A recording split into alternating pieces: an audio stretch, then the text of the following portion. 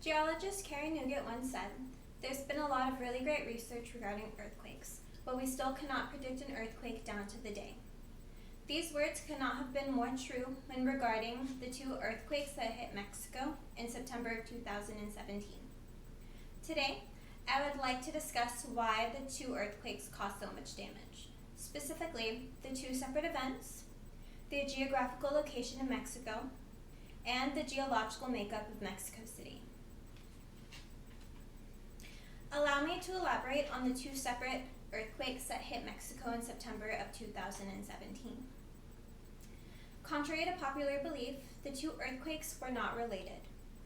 Usually, for an earthquake to be directly related, it will occur anywhere between a few minutes to a few days of the first incident.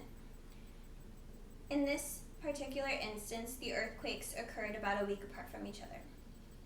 In addition, for an earthquake to be directly related, it will usually happen within 100 miles apart from each other. In the instance of these two earthquakes, the epicenter were actually 400 miles away from each other.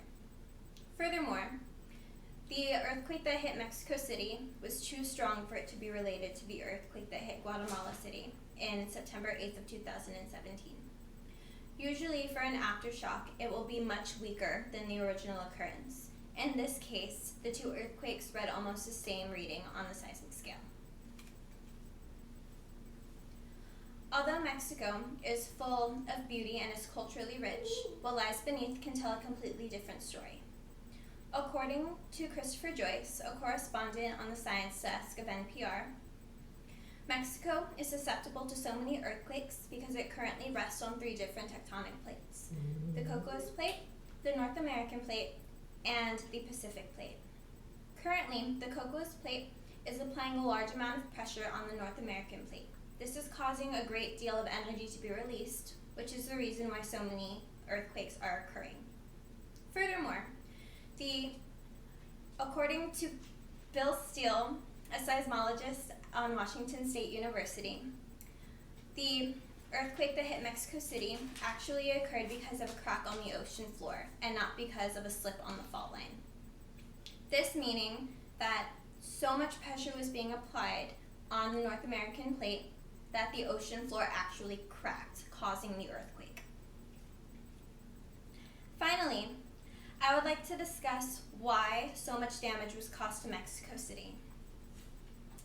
When the Spanish invaded Mexico, they built Mexico City on top of the ruins of the Aztec capital and on top of an ancient riverbed. This causes the city to be extremely susceptible to earthquakes due to the loose gravel underneath. Furthermore, because of the loose clay and sediment left by the ancient riverbed, when earthquakes occur, the waves are amplified by almost 100%. Because of this, the earthquake that hit Mexico City was much more detrimental than it originally would have been. In conclusion, the earthquakes that occurred in September of 2017 were so spectacular because of the rarity of the event.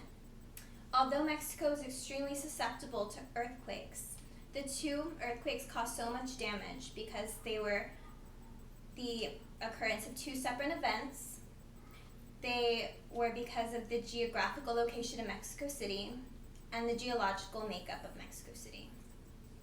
So, in the case of a natural disaster, always remember that in the case of an earthquake, Jello is extremely fun to watch.